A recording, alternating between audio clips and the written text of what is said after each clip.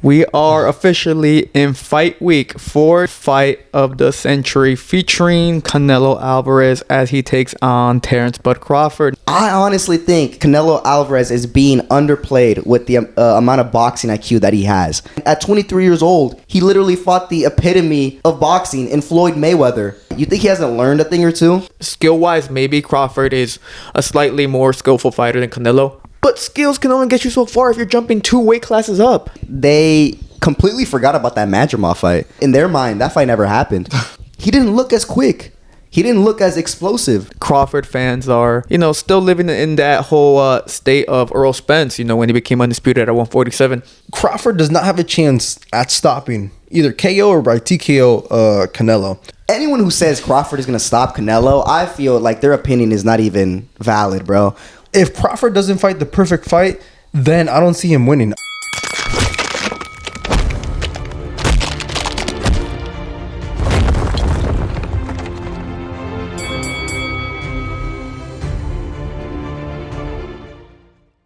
Welcome back to another episode of the Last Round Podcast, where we cover everything from traditional boxing to influencer boxing and everything in between. In today's episode, we'll be going over Canelo Alvarez versus Terrence Crawford for undisputed at 168, as well as the undisputed clash at 122 featuring Naoya Inoue taking on MJ. But before we get into the episode, make sure to like and subscribe and follow us on all forms of social media. Lastly, we're trying to build up a community on Discord, and you guys joining would be greatly appreciated.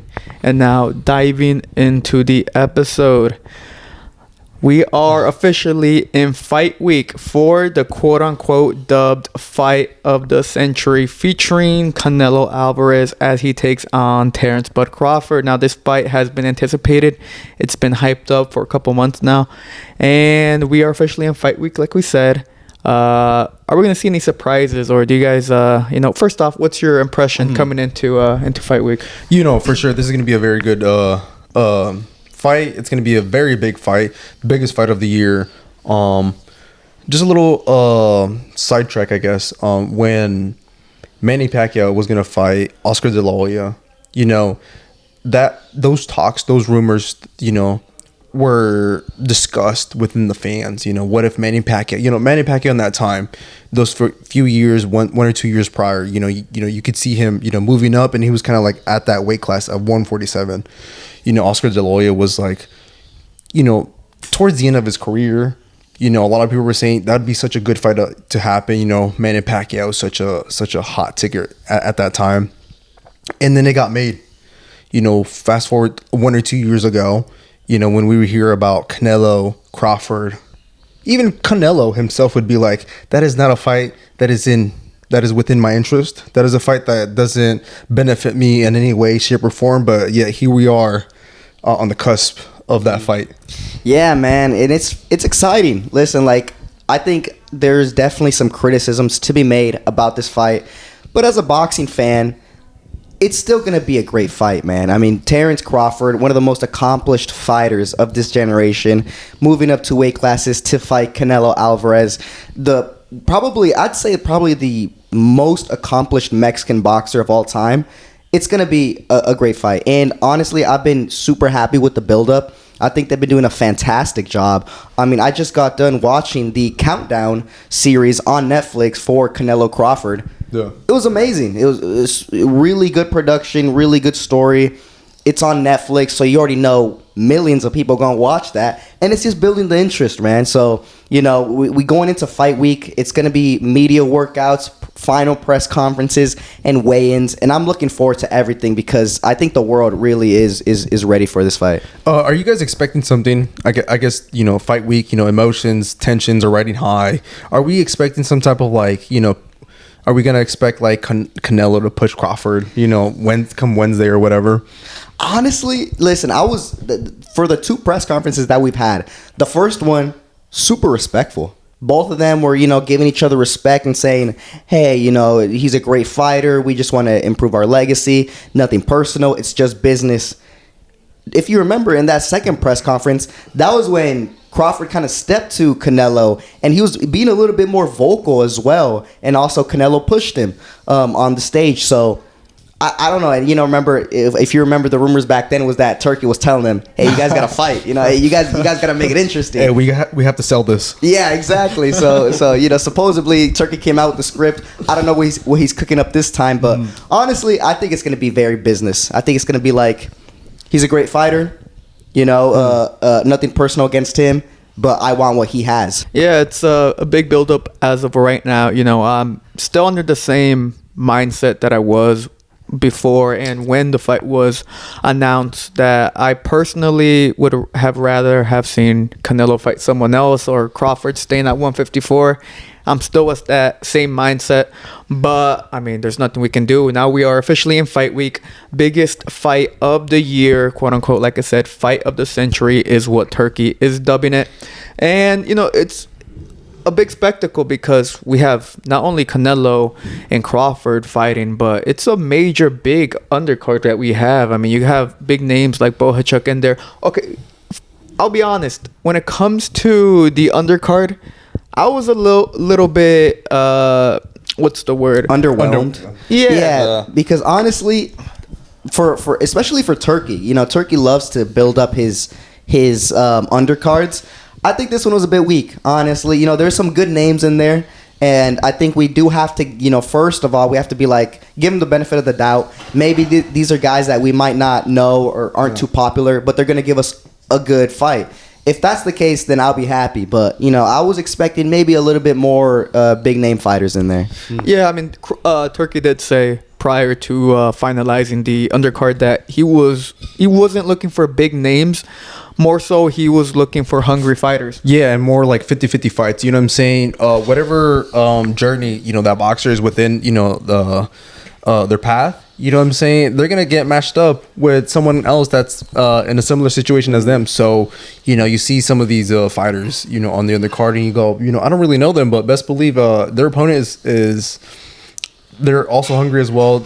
Some of these other guys, they're just, you know, not that they're new or they're like, you know, they just turned pro, but like, you know, they're just on that rise. You know, they're on that contendership status. Yeah, it's their breakthrough. Yeah. This is going to be, you know what I'm saying? So if they really want to make a name for themselves, this is the perfect opportunity, man. It's on Netflix. Millions of people are going to be watching live. So, you know, these guys, they got to prove something to us. Yeah, this is, you know, speaking of Netflix, their second official boxing card that they'll be hosting on their streaming platform. Remember, last time was last year during the Tyson and Jake Paul showdown. Overall, the production for Netflix, I can't lie, if it's similar or if it's slightly better than it was for the Tyson and Paul, for this one, I think it should be an incredible showcase because the production was absolutely insane. The production was good, but you know what was horrible was the fact that so many people wanted to watch it. It fucking crashed Netflix, and there was so much buffering during the Jake and Tyson fight. So I'm hoping that, you know, Netflix executives fired those guys and got some new guys that are better and that are going to be more well equipped with handling all the traffic. Because I'll say this right now. I believe Tyson and Jake got like 60 million concurrent viewers or something like that. They got a very good crowd tuning into that fight. I mean, this is Canelo and Terrence Crawford, some of the two biggest names in the sport. We're talking about legend versus legend, prime versus prime, and this has to beat Jake and Mike numbers. You know, because if it doesn't, I mean, what is it going to tell us about the state of boxing where, you know, Jake Paul is pulling better numbers than the face of boxing, Canelo Alvarez? So, you know, I'm hoping it's going to be a really big show. I think they should break the number. I think, I mean, Canelo always brings in his fans. Crawford also has a very solid fan base that does follow him.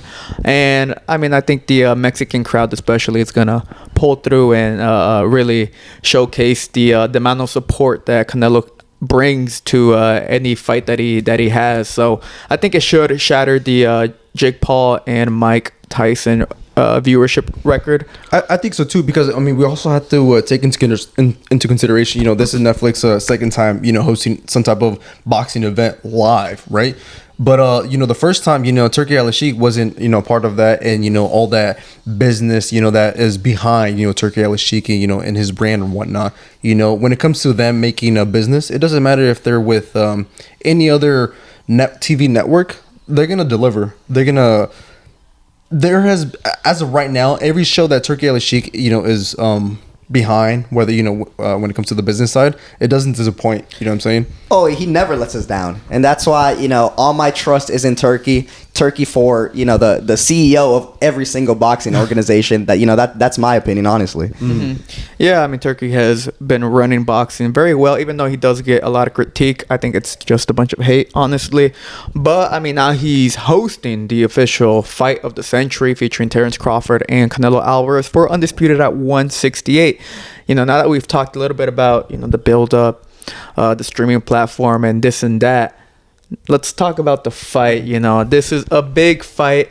I've been talking with people, outside of the whole podcast, about their thoughts and opinions on who they think it's gonna win. Honestly, I'll be quite honest. I see a lot of 50-50s in there. Based on the amount of people I've talked to about this matchup, and what are you guys' thoughts about this? Do you think it's a 50-50, like a lot of people believe it is, or do you think that there's just a major gap between the two? No, I feel like the reason why a lot of people are at least the fight fans that are a little bit more bipolar, the reason why is because this is a fight that, a lot of people didn't think it was going to happen. You know what I'm saying? We're talking about, Terence Bud Crawford, a guy who, 2 years ago, beat Errol Spence. And then he became the undisputed champion at 147. And then he moves up to 155. Okay. 154. Right. And then he takes the belt out of a champion. But then, a lot of people weren't really like happy with his performance or whatever. But like, and then now we're talking about, he's moving up 2 different weight classes. So I feel like, a lot of those Bud Crawford fans are a little bit still stuck in the past, still talking about when Bud came in with Eminem and beat the shit out of Errol Spence. I think so too, honestly. I think they completely forgot about that Madrimov fight.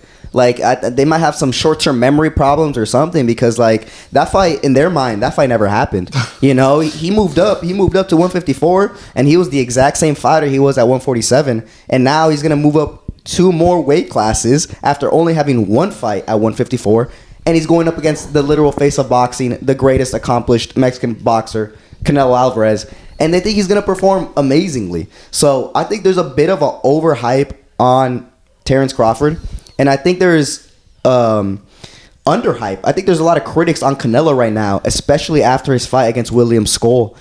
Everyone was saying, oh, I mean, he's not cutting off the ring. The guy's running, but you got to cut off the ring. You got to do something more to show us fans, what you got.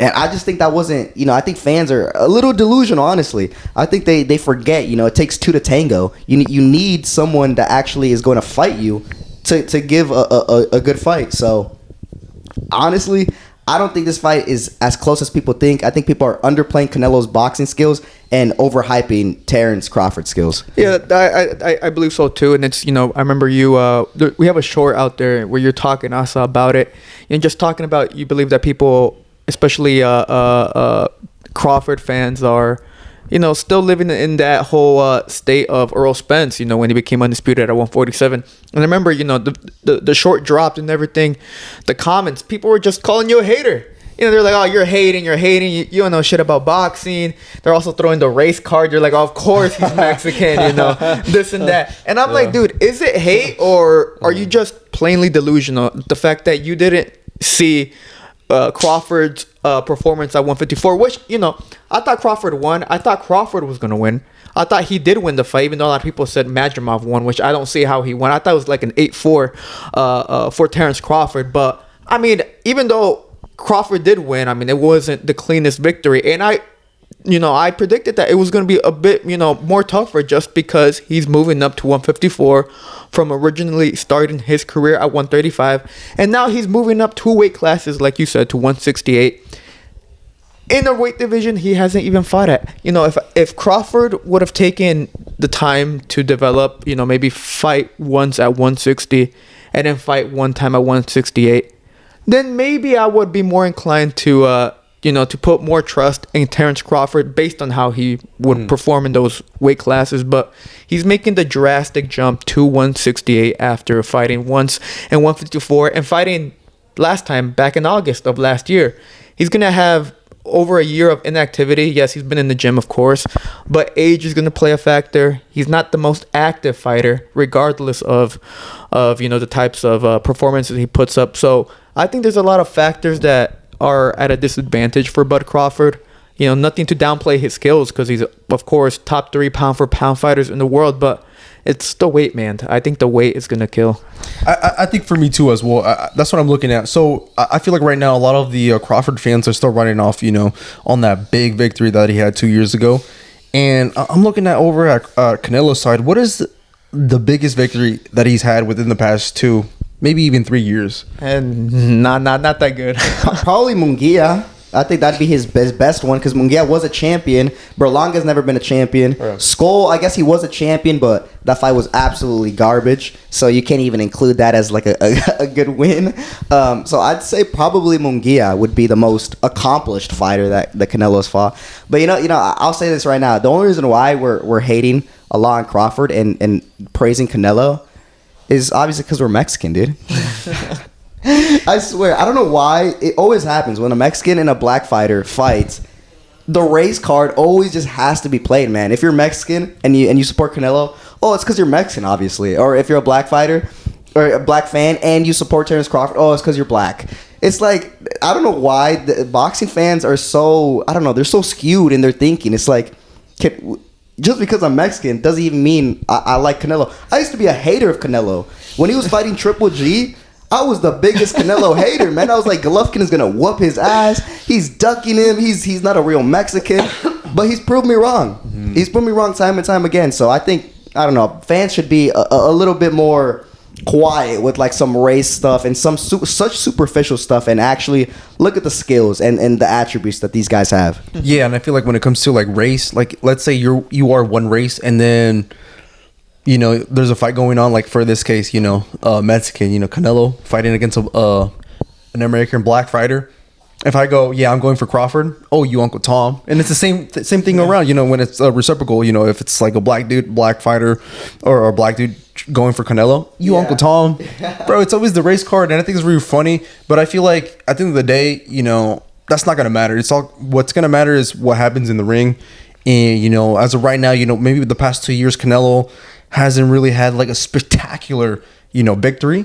But best believe he has history fighting at 154, 160, and 168. And he has been very successful in those 3 weight classes. And I can't even say the same thing for Bud Crawford. Yeah, and don't forget 175 too. Because Canelo's been through it all, man. And that's what I'm saying. I don't base my opinion on some superficial skin color, some stupid stuff like that. I base them on resume and past experience, skills. I honestly think Canelo Alvarez is being underplayed with the amount of boxing IQ that he has. He's fought so many guys, man. At 23 years old, he literally fought the epitome of boxing in Floyd Mayweather. And, he got whooped, I ain't gonna lie. He got outclassed. But that was 23. He was 23. How many years has it been? It's been 12 years since that fight. You think he hasn't learned a thing or two? You look at some of his fights against, even his fight against Jermell Charlo. Yeah. I saw people on X talking about it, that they were rewatching that fight, and they were like, damn, Canelo actually looked pretty good in there. And yeah, he knows how to cut off the ring, man. Despite his William Skull performance, Canelo knows how to put that smart pressure on you. He knows he's a very, very smart pressure fighter. I think people just downplay it because, he's fought Berlanga and Munguia and Skull these past couple of times. They're forgetting, man. Canelo's the real deal. His boxing IQ is through the roof. He's been on the world stage since he was 23 years old. I think he knows how to fight a switch hitter like Terence Crawford. Yeah, I think the critique comes from, of course, the Bivol fight where, he took the loss, and then afterwards he hasn't looked the best, especially, when he fought Golovkin for the trilogy. Also, the John Ryder fight was, even though it was pretty one-sided, but John Ryder was there to fight. Canelo couldn't get him out of there. And then just the opponent selection ever since then, the whole Benavidez ducking situation when he was the interim as well. So there's a lot of things that pile up on Canelo in these past recent years after he became undisputed at 168 because, that 168 run was, I agree. I was a big Canelo hater too until he went through his undisputed run, and I saw the activity he was doing, the performances he was putting up, and I became a fan. But yeah, of course, his past couple of years haven't been the best based on performance and opponent selection and the drama regarding his opponents. But yeah, I think the underplaying of Canelo as of right now is a bit harsh. And I think that they overhype Crawford. Of course, they say maybe, skill-wise, Crawford might be, is a higher level than Canelo, but to downplay it and to say Canelo's like a one-trick pony who's flat-footed Mexican, I think that's a bit disingenuous to the layers and to the experience that Canelo brings to the table. Yeah, especially because Canelo is having a fantastic training camp. He's in above elevation level, so he's great work there, and also he's bringing in some very, very good sparring partners. Some sparring partners that have Bud fans terrified. It came out, I think, a week or two ago that Canelo had Boots Ennis in his camp for sparring. And the reaction from Bud Crawford's fans. No, we don't call them Bud Crawford fans. We call them Bud sexuals. from Bud sexual. Listen, it's honestly that makes sense, honestly, because they were terrified. I mean, they were coping so hard on X. I think it was like two reactions. First, they were saying they were hard coping. Boots Ennis is nothing. He's not even accomplished. What do you? He's not nothing compared to Terrence Crawford. What has he done in the sport and all this type of bullshit? I feel like it was a denial. I feel like a lot of people were like, Bud, Boots, similar styles, but two different fighters, two different styles. You know what I'm saying? They're like, it could help him, but it's not going to really help him because Bud is his own fighter. But at the end of the day, they're both switch fighters and they do it very successfully. So I feel like that is a very good sparring partner. So I feel like that was a lot that I was seeing, a lot of denial. Yeah, and especially because at the end of the day, as sparring partners, you're never going to get someone that's 100% your opponent. But to say that Boots Ennis isn't similar to Terrence Crawford, I mean, you're delusional, right? That they're switch hitters and they kind of fight a little bit similar. That's great work for Canelo. And the other one was just like not even acknowledge. They're just saying, oh, it doesn't even matter. It doesn't even matter. Canelo, it doesn't matter because Boots is nothing. It doesn't even matter. It's like, how does it not matter? This is great sparring partner. This is great work. Canelo's team knows exactly what they're doing. They're preparing themselves very good. So I think that was a very big move, not only just for the work, but also psychologically wise, because even Terrence Crawford was asked about it, and he was all like, he's not me. Yeah. So, well, speaking of preparation, Canelo brought in Boots. He also brought in Yoneli Hernandez, the 160 fighter. He's ranked number 1 in the, I think, WBO or WBA, I believe. But, I mean, speaking of preparation and sparring partners, Crawford has been sparring with 168-pounder Lester Martinez, who's ranked number 7 on the WBC, who's going to fight on the undercard against the interim champion, Christian Mbili. And, people often say, Lester Martinez, he doesn't have the same kind of style as Canelo, but they have the same frame, same weight class. I think that's good sparring for Crawford, too. Yeah. I mean, we're speaking about, finding like a somewhat ideal sparring partner for your future opponent. I mean, I think Lester Martinez was the best choice for Crawford, and he had a recent interview late last week, and he was talking about the preparation with Crawford. What does he see in Crawford? And he says that he sees Crawford is keeping the power, keeping the chin. He's still fast and quick, and he thinks that Crawford can match Canelo and beat him. So both of these guys are taking their training camp serious. I'll be honest, I think Canelo, though, last couple fights, the opponent selection was a bit shaky. And people often would say, maybe that's why he hasn't been showing like the best version, because he hasn't been that motivated. I feel he's, very motivated for this fight. And I think we might get a little, turning back the clock with Canelo, even though I still believe he's on the regression. But I think he might turn back the clock and showcase one of his more finer performances this upcoming weekend. Thoughts about that? Look, for me, I feel like Canelo, at least for me, like my 3 keys to victory are, his chin. this guy has been hit by guys that have been bigger than him. You know, as he's been moving up weight classes, it's been a very long time since I've seen, Canelo get rocked. When was the last time you seen Canelo get rocked? Within the past 10 years? Golovkin, too. Even then, it's like, no, but Golovkin, he was literally a generational type of power puncher. Like, this guy's literally hands of stone personified. So, Golovkin hits hard. And Golovkin hit him with everything, and Canelo never went down. So I think that's another big talking point. The chin of Canelo is completely underrated, man. This guy can take a fucking punch, dude. And people saying, oh, Crawford's so good. Anyone who says Crawford is going to stop Canelo, I feel like their opinion is not even valid, bro. Who the hell is going to stop Canelo? You're not going up 2 weight classes and stopping Canelo, especially the chin that he has. So I don't think that's even should even be a talking point, honestly. Yeah, I don't think so either. And dude, if I want to up the stakes. Like, if Crawford knocks out Canelo, I'm bidding $100. Like, I'm losing $100. Yeah, if Crawford knocks out Canelo or stops him, then yeah, I'm losing $100 or whatever. But like, best believe I really don't see that happening. Canelo just has a granite chin. I think his body frame helps him, be able to negate some of those, power punches and stuff like that. He always is very dedicated, and he's always very mind oriented, keeping those hands up. And then I would say the next one would be the power. Crawford, Canelo's gonna have the power going into the fight. This guy has power in both hands, and I think that's really gonna help him, win this fight. And then I think the last one would be the counter punching abilities / timing. You know what I'm saying? Like, this guy, Canelo is not your typical fast fighter, but he's a counter puncher. So out of nowhere, his opponent may be throwing a combination, and then out of nowhere he just lands 1 or 2 punches. They're going to be precise, hard, and accurate, and that's going to hurt.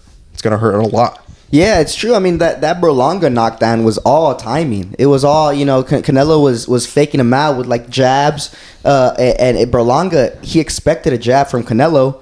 He switched it up on him, threw a hook perfectly timed where Berlanga, tried to parry the jab. It came right in and knocked him down. So, yeah, that's what I'm saying. Canelo's had so much traps, man. And it's so underrated. People just see him as like a flat-footed guy that just goes forward. Like, it's not like that at all, man. Canelo has very underrated IQ. I think he's super equipped for this fight. I think he is gonna shock a lot of people. He might turn back the clock, which is interesting because Crawford actually is the older fighter. Crawford is gonna be, I believe he's gonna be 38, like in a month or two, right? So I think he's 37 right now, but he's basically 38. Canelo is 35. Crawford, he's still performing both of them are performing at a very, very high level. But with Canelo, he's been a professional since he was 15 years old. That's a 20-year professional career. He's been through some wars, man. He's been through a lot of 12-round fights. So, and a lot of fights in general. I think it's like over 60 or a lot of fights. So, that definitely plays a factor. I think that's one of the reasons why he might not be super old in terms of age, but I think his body, has definitely taken a lot of damage, of all the training camps that he's had to go through and all the tough opponents that he's faced. Crawford, he's a little bit more reserved, I'd say. He only fights maybe like once a year, and he is older at 38, but I don't know if that's going to be a good thing or a bad thing because, activity tends to kill fighters, but once you get older, it might be a good idea to not fight as active, to not give your body so much stress. So, I don't know, that could be another big talking point, honestly. Yeah, it's, I saw that argument being thrown online and people are somewhat on the fence about it, and I think it's a good argument to kind of consider based on the type of fighter that we get actually on fight night. Maybe the years catch up to Crawford and then suddenly he looks like he's aged 10 years in there, or Crawford or Canelo gasses out and showcasing his similar problem that he has when it comes to the later rounds recently, that he seems to gas out a little bit. But we won't know until fight night comes in, and both of these fighters are looking extremely confident.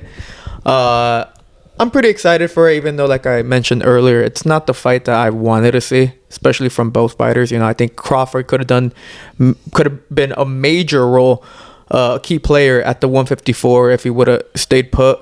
Canelo, on the other hand, his options are limited for big fights at 168, and I think a lot of people wanted to see him fight Benavidez, but you know that's never gonna happen. So I mean, it's the fight that we got: Crawford and Canelo Alvarez. Are you guys ready to make your predictions? Yeah, I am ready. So what I said, you know, Canelo, you know, I feel like he has a lot more pros and cons, you know, writing for him, at least for my opinion. But I want to talk a little bit about Crawford. You know, Crawford, I think he's definitely going to have success in this fight. You know, you can't say that he's not going to have success and that he's going to get washed out, like, unless it's going to be like a similar Errol Spence and Bud Crawford type of fight, you know, which Crawford just ran through him, literally and figuratively. But I want to say, like, within like the 3 keys of victory for Crawford, I would say the jab. Whether he's in southpaw stance or in the orthodox stance, he has to use that jab. Almost similarly as Bivol. You know how Bivol just kind of like kept Canelo like on mid-range, outside of the range, but he was keeping that jab. You know, it was very powerful, all 12 rounds, and he kind of kept Canelo at bay. If Crawford is able to use the jab, you know, being able to keep Canelo off bay, I think he's going to have a lot of success, and especially those first early rounds. The next one would be speed. You know, I want to say the first 5 to 6 rounds, Crawford is going to be a lot speedier, a lot more. He's going to have a lot more speed. I'm talking about hand speed. I'm talking about foot speed. I'm talking about like almost everything. Like this guy's going to be like, you know, a lot more quicker, and it's going to be evident. I want to say. You think he's going to keep that speed at 168? But here's the thing. Yeah, I want to say the first few. Look, here's the thing. When Canelo fought Amir Khan went up, I think, 1 weight class, right? And the first 5 rounds. Canelo couldn't catch him. He couldn't find the timing. Amir Khan was able to do everything and anything that he wanted. You know, he was still, you know, cautious, you know, for any counter punch that, you know, Canelo was going to throw at him. But he did a pretty good job those first 5 rounds up until the 6th round when, you know, he got hit with that right hand. And so, you know, a lot of these things, I feel like he just has to be able to maintain it, and then, you know, he could maybe take the victory, but, you know, it's a lot more easier said than done.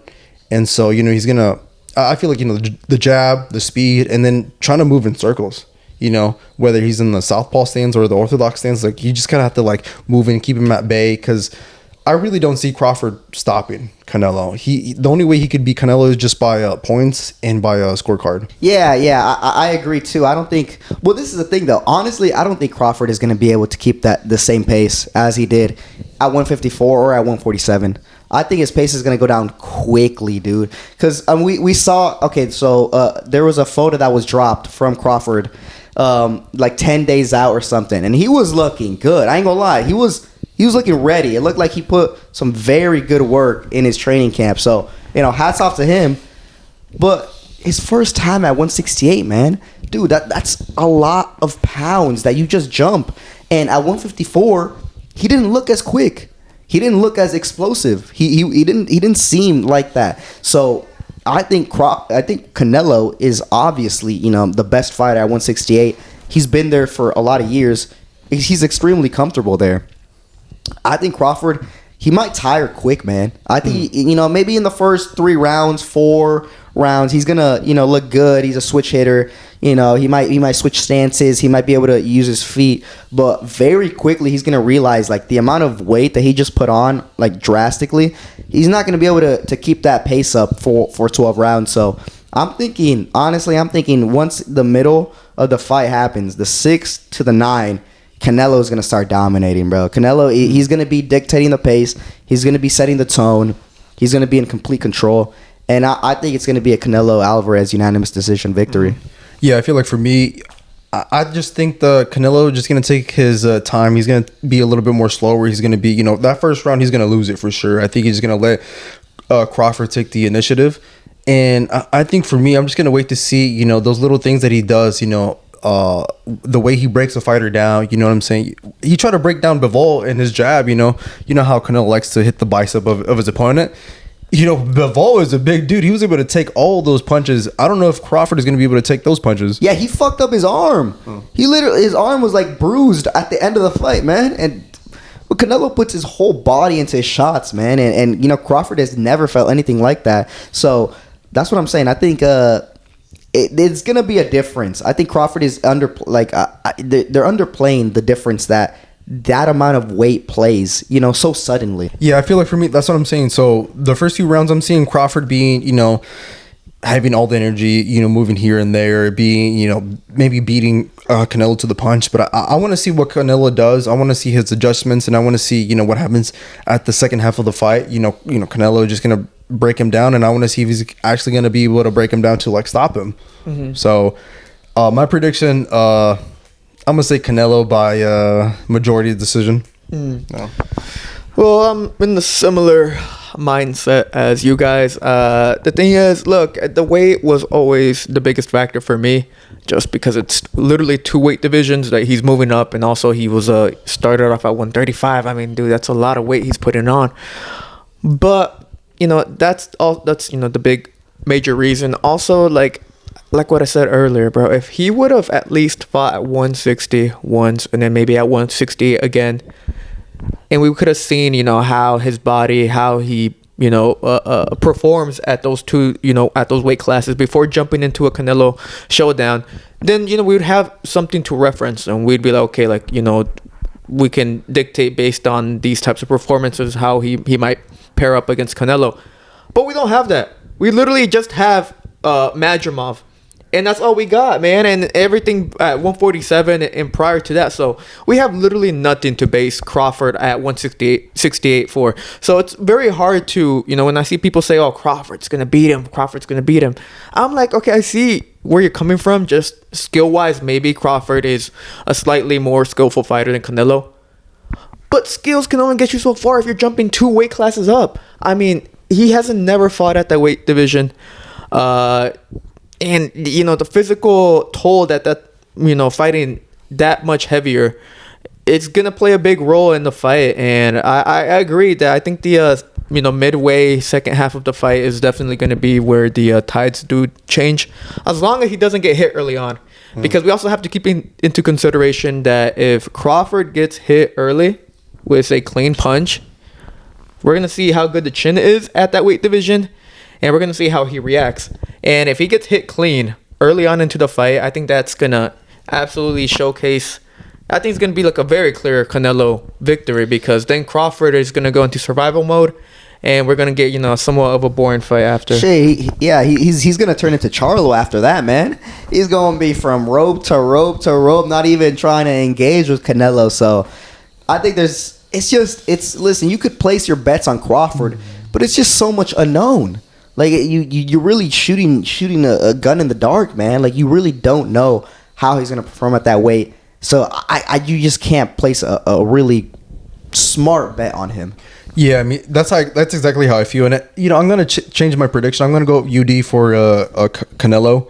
I just feel like there's uncertainty from Crawford. It's just that you just know how he's going to come into the fight. You just know and understand his game plan. If you really understand the game or the sport of boxing, you understand that, like, Crawford does not have a chance at stopping either KO or by TKO Canelo. The only way he could win is by fighting a perfect fight. He has to take a page out of Bivol's fight plan.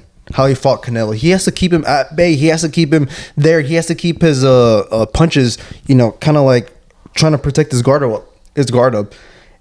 If Crawford doesn't fight the perfect fight, then I don't see him winning. I don't see him taking the victory. And I'm gonna be honest, it's gonna be very hard to fight a very perfect fight against Canelo if, you know, you've never fought at that weight class. You know, it's a difference between sparring a guy that fights at that weight class than the head honcho at that weight class. Yeah, so, you know, I think there's, like you said, a lot of unknown when it comes to Crawford at 168. So, I mean, I simply cannot place my prediction on Crawford. If he does win, generational win, of course. We've said it so many times. But it's possibility, but it's not probable in my eyes. So I'm going for a Canelo scorecard win. I think he's going to win by UD. But I think the early rounds are going to be very telling based on how both of them come out. And like I said, if Canelo does land early, the whole fight is going to change, man. It's going to change, and we're going to see what, maybe what Crawford's all about. No. Damn, man. It's just our Mexican bias. That's the only reason why we're choosing Canelo, dude. Yeah. No, I'll say this, though. I mean, like, I think it is true. Listen, if Crawford ends up beating Canelo anyway, decision, TKO, obviously, and KO would be much more spectacular, I think he'd be the greatest, most accomplished boxer of all time. 3-time undisputed champion. From 140, 147 to 168. I mean, that is some crazy feat. So, Crawford is chasing that legacy, and I respect it. From his perspective, this can be a complete. He's going all in, basically. It's do or die, because if he does it, he's riding off into the sunset as possibly the greatest boxer to ever live. Yeah, and here's the thing. Look, when an athlete wants to accomplish greatness, as an athlete, you can't even hate on that. But yeah, I mean, if he does win, all the glory to Bud Crawford. But if he loses, still, no one's gonna bat an eye. No one's gonna say, "Oh, you suck, dude." Bro, he went up 2 weight classes. I think a lot of people are gonna be like, you did a valiant and brave effort, but you came up short. That's not gonna deteriorate your legacy that you have at 140, 147 in the rest of your career. For sure, I think his name is going to be in the history books for sure. You know what I'm saying? It just, you look at the accomplishments. Canelo, was a guy was like, bro, you haven't fought anybody. Depending on who you ask, maybe that is possibly a true statement, but like what's not fake or what can't be taken away is his accomplishments. When you have all 4 belts, all 4 major belts from every sanctioning body at that weight class, you are the guy at that weight class. And for him to do it 2 times, and if he does it 3 times, all the glory to him. Yeah, it's a completely win-win situation for Crawford, and regardless if he wins or loses, he gets that Saudi Arabian oil money to his bank account ASAP. So Terence Crawford, for sure, I believe this will be his final fight of his career, win or lose. So there's really nothing much else to say about Crawford. I mean, fantastic fighter, fantastic achievements. And, I mean, I have no hate for him. I just hate his fan base. I'm not a big fan of them. But to each their own. I can't wait for fight night, man. This should be a very big spectacle. Yeah, and I feel like on the other side of the coin, I feel like if Canelo, when he wins, a lot of people are going to be like, yeah, you beat a guy that was going up 2 weight classes. Now, when are you going to fight Benavidez? I swear, they better not say that, bro, because all the Crawford fans are saying the weight doesn't matter. All the Crawford fans are saying that he's going to be the exact same at 168. So when Canelo wins, keep that same energy and give Canelo the praise that he deserves, okay? Because I don't want to see that, because I have a bad feeling that's going to happen. They're going to say he just beat a guy that is moving up 2 weight classes. You guys were the ones that were hyping it up. You guys said that he can do it. You guys said that Crawford is invincible. Keep that same energy. Well, we'll see if they keep the same energy after Saturday. It should be a very, I'm very excited about fight week just because of social media. X is always so funny during fight week, especially with this fight.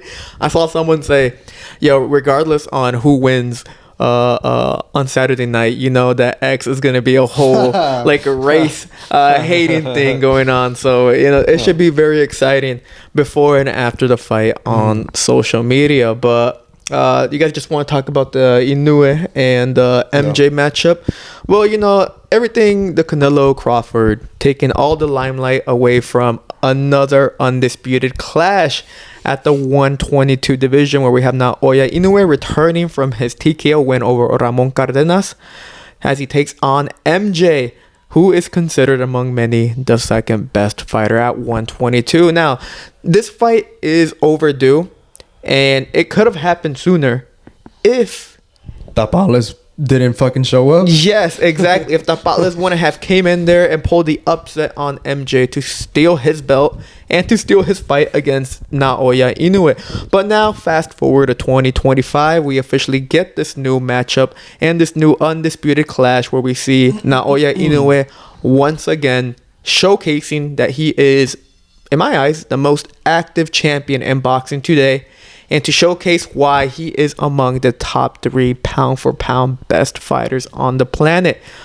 Quick thoughts about this matchup. Yeah, so for me, I feel like it's what you said. This fight was way overdue. I think within the fight fans, they've been wanting to see a worthy opponent for Naoya Inoue, and I feel like, I feel like, first off, this fight between them two that has not come into fruition because of business side. Put it that way. And also, MJ sustained that loss, so his perfect record isn't perfect anymore. So, the path career or the trajectory changed. Now they're gonna fight, and this is gonna be a very good fight. And I think this is gonna be a tough fight for Inoue. MJ, I do believe, in my heart, he's the second guy at that weight class, and Inoue is number 1. So I feel like even though he did lose, and it was against a common opponent, Tapales, Inoue just wiped the floor with Tapales. Like, it was not even close. He just took him out of there. And I feel like the reason why MJ lost was because styles make fights, and I think that's the reason why. But best believe MJ comes Sunday morning, he's gonna come and do his thing. He's gonna try to take the belt away. He's gonna try to make the fight messy. And to be honest, I think Inoue is gonna have to try to look for something within himself. Last fight he got dropped, and I feel like he had to look a little bit within himself. I think in this fight he understands who his opponent is. MJ is a guy who is from Uzbekistan. This guy is a decorated amateur. This guy won a bronze medal in the Olympic Games. This guy is no joke. This guy has a weird, tricky style. Like, he's gonna have to try and come up with something from within to to be victorious. Yeah. Listen, I agree. I think he probably is the number 2 at that weight class, but I think there's a bigger gap than what you guys think. I think the number 2 and the number 1 are levels apart. MJ might be a good fighter. Naoya Inoue is a great fighter, and there's a very big difference between that. I think Inoue has shown that he is human. He got dropped in his last fight, but I think that was more just overconfidence. He sometimes he kind of, when you're so good, you get a little cocky, and you want to give the fans a show. You go in there and you're trying to knock the guy out, and you might let your guard down a little bit. And I think that's what happened. Honestly, I honestly don't think you could place that much emphasis on that knockdown, because I think in this fight, Inoue knows that people say that MJ is the second guy.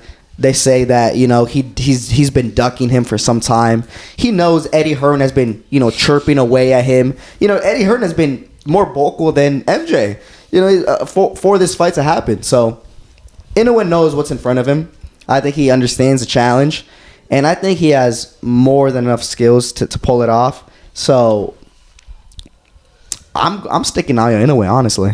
Yeah, I feel like you also have to take into consideration that you look at the rest of the landscape, and at 122 he's the top dog. Naoya Inoue, but there's another Japanese fighter that just moved up to 122, and that's Junto Nakatani. So I think right now Inoue is at a position where if he does beat this is what I'm seeing, or this is what I'm thinking. If he does beat MJ, maybe that's where he gets the green light, for himself. Be like, okay, I think now is the time to move up to 126, or I'm gonna stay here and eventually fight Junto Nakatani at the Dome. Mm-hmm. So I think that's the career path that he's on right now. I think depending on how he looks and how he performs on Sunday, I think that's where we're gonna see what he decides to do next. Well, for Inoue, this should be a stepping stone, and that's not to discredit MJ and how strong he is and the challenger that he is, but Inoue has bigger plans, right? He has plans of fighting, like you said, Nakatani. He has plans of going up to 126 and a lot more stuff. So, he's obviously the A side. People, have their chips more in him. He's obviously the favorite. On paper, he should be winning this fight. So it'd be a massive upset if he does it. All those plans for him at 126 with Nakatani, all those are going to waste. So, he has to for sure lock into this fight and perform his best. Mm-hmm. Yeah, it should be a good showing. People were. I think one of the big concerns on social media was the fact that they believe that maybe the activity for Inoue might be a double-edged sword, more so in the case that he's putting his body through so many hard camps that he might be overtraining. And he brought in for this camp Tapales, and he's also been sparring. People were saying he sparred over 100 rounds for this camp, this and that. It's been a hard sparring because he's fighting MJ, this and that. Oh, maybe he's overtraining. Do you think that's a factor that we should consider? The fact that he's been so active recently that he hasn't allowed his body the adequate rest in order for him to continue performing at the very best of his abilities. Yeah, look, I feel like it could, but like it just really all depends. Like you never know. I feel like that's what I said. Like having multiple fights throughout a year, and then before you have like a major fight, it's a double-edged sword. One, your scales are sharp. You're just used to. You're accustomed to the nerves, the tension. You understand the way it works, fight week and all that stuff, the press conferences, you're all used to that. That's not like an uncomfortable situation. But when you do have a lot more breaks, a lot more time for your body to heal, that's also a very good thing. But I think when it comes to the situation with MJ, I think I think Inoue is going to come in the best of his abilities. I don't think the amount of fights that he has had up until leading up for this moment, I don't think it should be a bad thing. I think it should help him overall. Yeah, I think activity is usually good for a fighter. And I think especially with the lower weight classes, it's even more true. Because with the heavyweight, I feel like, they should probably fight less. But for, they're 122. Their body, I think they can handle the quicker turnaround. So I really don't think that should be a factor. Well, look, Naoya Inoue, a lot of talk about him just because of the potential fights that he has afterwards. There's already talks about him fighting in December again against Alan Picasso, the Mexican star, who's ranked number 1 actually for the WBC. So, and then also Junto Nakatani for 2026. So, a lot of big things for him, staying at 122, keep fighting there, mega fight at 122, moving up to 126, challenging the title holders. So many things going on for Inoue, but the only thing that matters right now is for him to take on MJ. Now, I'm going to give my prediction right now. I think it's going to be a bit tough. I can't lie. I think MJ is going to come in best shape of his career, and I think he's going to come in to absolutely take everything from Inoue, and I believe it's going to be a somewhat tough fight, but I think we are going to get somewhat of that same type of Inoue that showed against Stephen Fulton. No. That Inoue version was an Inoue locked in the bag type stuff. I think we're going to get that same type of Inoue because, remember, he was moving up to 122 during that time. First fight, taking on the champ, supposedly the number 1 champ at 122. People were saying, Inoue has never fought a slick American boxer. Inoue, Fulton is going to show him the levels of a true American champion. And then what happened? Inoue, I know he saw all that shit, went in and absolutely whooped ass, right? Now we're in a similar situation here where MJ, the second best guy, you're ducking him, or so says Eddie Hearn. Your resume right now at 122 isn't that strong unless you beat MJ. This and that, they're all chirping. So I think that we are gonna see a very hungry and motivated Inoue once again, and I think that similar performance that he showcased, or that similar version of himself that appeared against Stephen Fulton, will appear once again when he takes on MJ this Sunday. Yeah, for me, look, I do think that Inoue is gonna come into the fight very sharp. Like I just saw that picture earlier this week. That guy's in shape. That guy's always in shape. Every time he fights, he always comes in 110%. But I do feel like, for whatever reason, I think we saw that monster early on when he fought Cool Boy Steph. I really do think I think maybe he was reading the comments a little bit. I think it got to him because I really do. I do remember Inoue having like a different look in his face and his eyes, like wanting to shut up the critics. His first time fighting a black slick fighter, from America, and they're just wiping the floor, like not even making it look easy. And I think that's the same Inoue that we're gonna see come Sunday. But the thing is, he's not fighting some American fighter. He's fighting some Eastern European fighter from Uzbekistan. This guy, when you think of Eastern European boxers, they have very tricky styles. They have very tricks up their sleeves, and I think MJ knows that, and I think he's gonna have traps set for Inoue, and I think it's really gonna take Inoue everything in his power to come with the victory. But I do believe at the end of the day he is gonna get the victory by scorecard. It could be split majority UD, but I think he's Inoue at the end of the day is gonna take the victory. Yeah, I think I agree. I think it might be a bit tough. I think I'm still placing a lot of my chips on Inoue's skills. I've seen a lot from him. I do think he has what it takes to beat MJ pretty convincingly.